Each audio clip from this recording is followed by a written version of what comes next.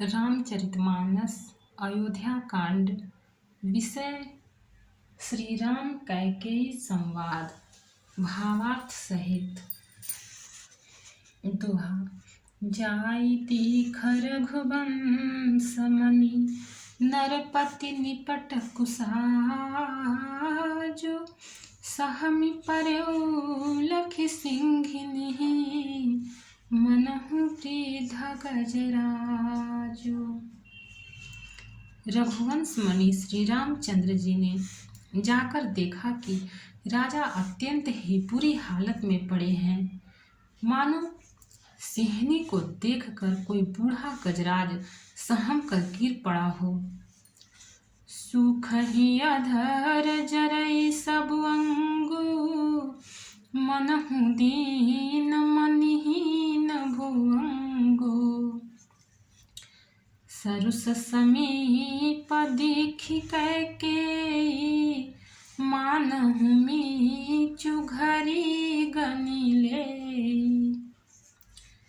राजा के ओठ सूख रहे हैं और सारा शरीर जल रहा है, मानो मणियों के बिना सांप दुखी हो रहा हो।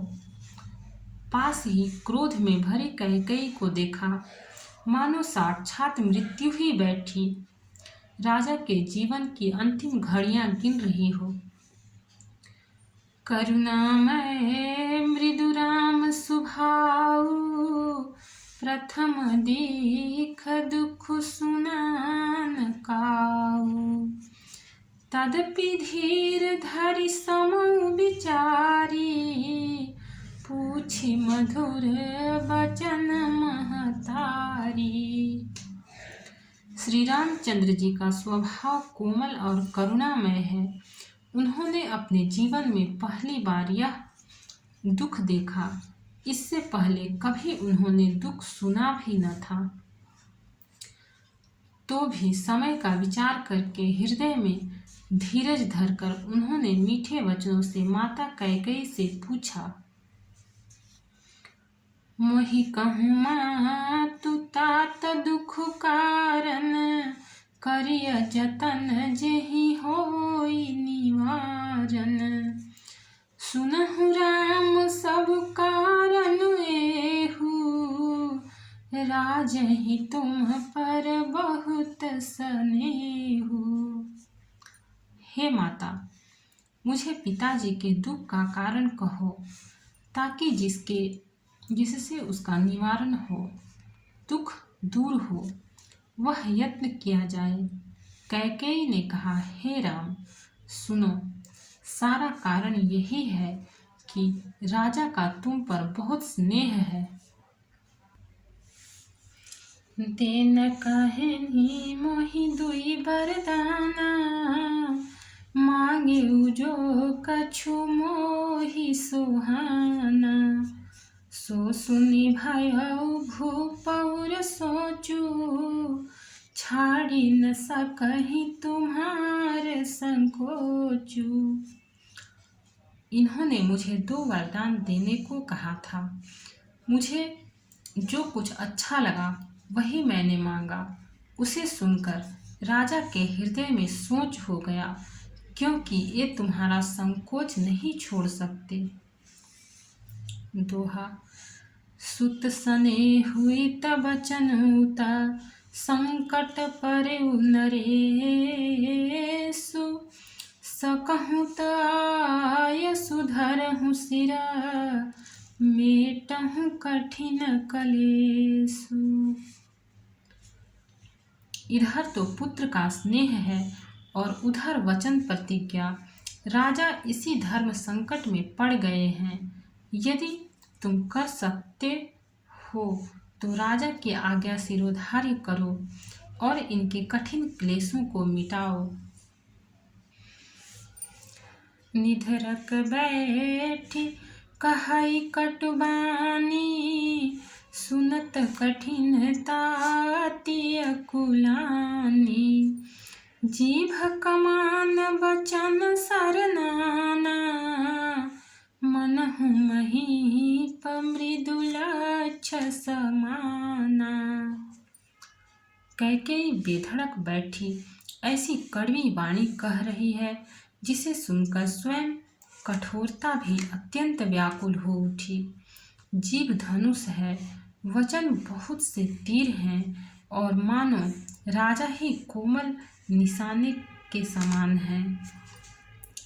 जनु कठोरपन धरे शरीरु, सिखई धनुष विद्या बरबीरु। सब प्रसंग रघुपति ही सुनाई, बैठी मनहु तनु धरी निठुराई। इस सारे साज समान के साथ मानो स्वयं कठोरपन श्रेष्ठ वीर का शरीर धारण करके धनुष विद्या सीख रहा है।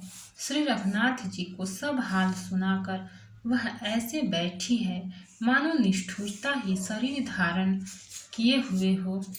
मन मुस्काई भानुकुल भानु, राम सहज आनंद निधान। बोले बचन विगत सब दूषण, मृदु मंजुल जनु बाग विभूषण। सूर्य कुल के सूर्य स्वाभाविक ही आनंद निधान श्री रामचंद्र जी मन में मुस्कुराकर सब दूषणों से रहित ऐसे कोमल और सुंदर वचन बोले जो मानव वाणी के भूषण ही थे। सुनु जननी सोई सुत बड़ भागी, जो पितु मातु वचन अनुरागी। तनय मातु पितु तोष निहारा, दुर्लभ जननी सकल संसारा। हे माता सुनो, वही पुत्र बड़भागी है जो पिता माता के वचनों का अनुरागी पालन करने वाला है। आज्ञा पालन के द्वारा माता पिता को संतुष्ट करने वाला पुत्र हे जननी सारे संसार में दुर्लभ है। दोहा। मुनिगण मिलन विशेषी बन, सब ही भांति हित मोर। तेहि मह पितु आयसु बहुरी, सम्मत जननी तोर। वन में विशेष रूप से मुनियों का मिलाप होगा, जिससे मेरा सभी प्रकार से कल्याण है। उसमें भी फिर पिताजी की आज्ञा और हे जननी तुम्हारी सम्मति है। भरतु प्राण प्रिय पावहि राजू, विधि सब विधि मोहि सन्मुख आजू। जौन जाऊं बने से हुकाजा, प्रथम गनीय मोहि मूढ़ समाजा। और प्राण प्रिय भरत राज्य पावेंगे। इन सभी बातों को देखकर यह प्रतीत होता है कि आज विधाता सब प्रकार से मुझे सम्मुख है, मेरे अनुकूल हैं। यदि ऐसे काम के लिए भी मैं वन को न जाऊं तो मूर्खों के समाज में सबसे पहले मेरी गिनती करनी चाहिए। सेवही अरडु कलप तरु त्यागी, परिहरि अमृत लेहि विषु मागी। त्यों न पाई यस समौ चुकाही, देखु विचारी मातु मन माही। जो कल्प वृक्ष को छोड़कर रेड़ की सेवा करते हैं और अमृत त्याग कर विष मांग लेते हैं, हे माता तुम मन में विचार कर देखो, वे महामूर्ख भी ऐसा मौका पाकर कभी न चूकेंगे। अम्ब एक दुख मोहि विशेषी, निपट बिकल नर नायक देखी। थोर ही बात पितहि दुख भारी, होती प्रतीति न मोहि महतारी। हे माता, मुझे एक ही दुख विशेष रूप से हो रहा है। वह महाराज को अत्यंत व्याकुल देखकर इस थोड़ी सी बात के लिए ही पिताजी को इतना भारी दुख हो। हे माता, मुझे इस बात पर विश्वास नहीं होता। राउ धीर गुण उदधि अगाधु, भामहिते कछु बड़े अपराधु। जाते मोहिन कहत कछु राउ, मोरी शपथ तोहि कहूँ सति भाऊ। क्योंकि महाराज तो बड़े ही धीर और गुणों के अथाह समुद्र हैं, अवश्य ही मुझसे कोई बड़ा अपराध हो गया है, जिसके कारण महाराज मुझसे कुछ नहीं कहते। तुम्हें मेरी सौगंध है माता, तुम सच सच कहो। दोहा। सहज सरल रघुबर बचन, कुमति कुटिल करि जान। चलै जोंक जल वक्र गति, यद्यपि सलिल समान। रघुकुल में श्रेष्ठ श्री रामचंद्र जी के स्वभाव से ही सीधे वचनों को दुर्बुद्धि कैकई टेढ़ा ही करके जान रही है। जैसे यद्यपि जल समान ही होता है,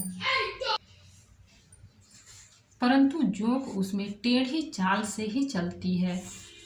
रहसी रानी राम रुख पाई, बोली कपट सनेहु जनाई। शपथ तुम्हार भरत कयाना, हे तुम दूसर मैं कछु जाना।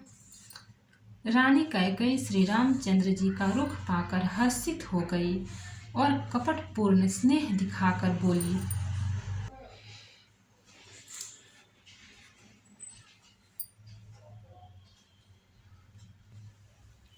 तुम्हारी शपथ और भरत की सौगंध है, मुझे राजा के दुख का दूसरा कुछ भी कारण विदित नहीं है। तुम अपराध जो गुणहिताता, जननी जनक बंधु सुखदाता। राम सत्य सब जो कछु कहूँ, तुम पितु मातु बचन रतहूँ। हे तात, तुम अपराध के योग्य नहीं हो। तुमसे माता पिता का अपराध बन पड़े यह संभव नहीं। तुम तो माता पिता और भाइयों को सुख देने वाले हो। हे राम, तुम जो कुछ कह रहे हो सब सत्य है। तुम पिता माता के वचनों के पालन में तत्पर हो। पितहि बुझाई कहूँ बलि सोई, चौथे पन जेहि आज सुन होई।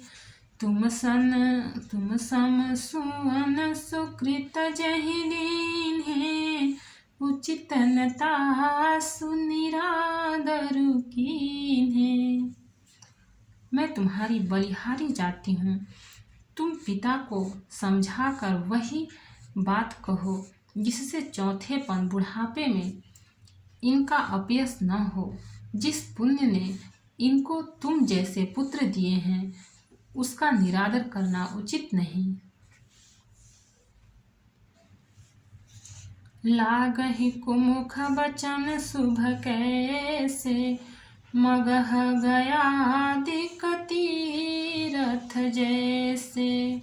राम ही मातु बचन सब भाए, जिमि सुर सरी गत सलिल सुहाए। कैकेयी के बुरे मुख में ये शुभ वचन कैसे लगते हैं, जैसे मगध देश में गया आदि तीर्थ। श्री रामचंद्र जी को माता कैकेयी के सब वचन ऐसे अच्छे लगे जैसे गंगा जी में जाकर अच्छे बुरे सभी प्रकार के जल शुभ सुंदर हो जाते हैं। दोहा। दोहा। गई मूर्छा राम ही सुमिरी, नृप फिर करवट लीन। सचिव राम आगमन कही, विनय समय समकीन। इतने में राजा की मूर्छा दूर हुई। उन्होंने राम का स्मरण करके राम राम कहकर फिर कर करवट ली। मंत्री ने श्री रामचंद्र जी का आना कहकर समयानुकूल विनती की। अब निपकनि राम पगुधारे, धरि धीरज तब नयन उघारे। सचिव संभारी राउ बैठारे, चरण परत नृप राम निहारे। जब राजा ने सुना कि श्री रामचंद्र पधारे हैं तो उन्होंने धीरज धर के नेत्र खोले। मंत्री ने संभाल कर राजा को बैठाया। राजा ने श्री रामचंद्र जी को अपने चरणों में पड़ते प्रणाम करते देखा।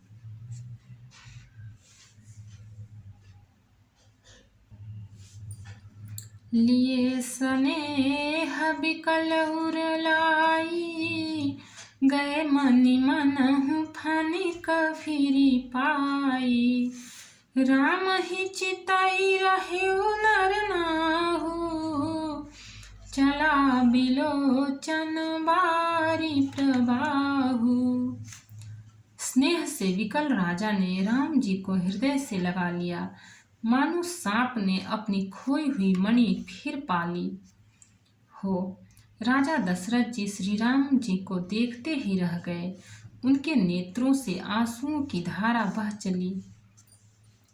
शोक विवश कछु कहे न पारा, हृदय लगावत बारहि बारा।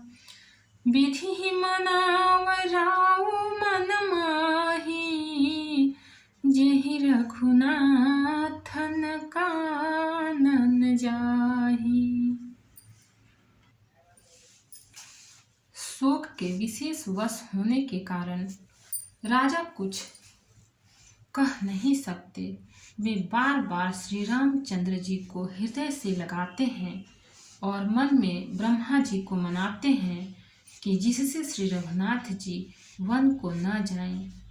भक्त और भगवान की जय। चैनल को लाइक, सब्सक्राइब और शेयर करें। कमेंट में जय सिया राम लिखें।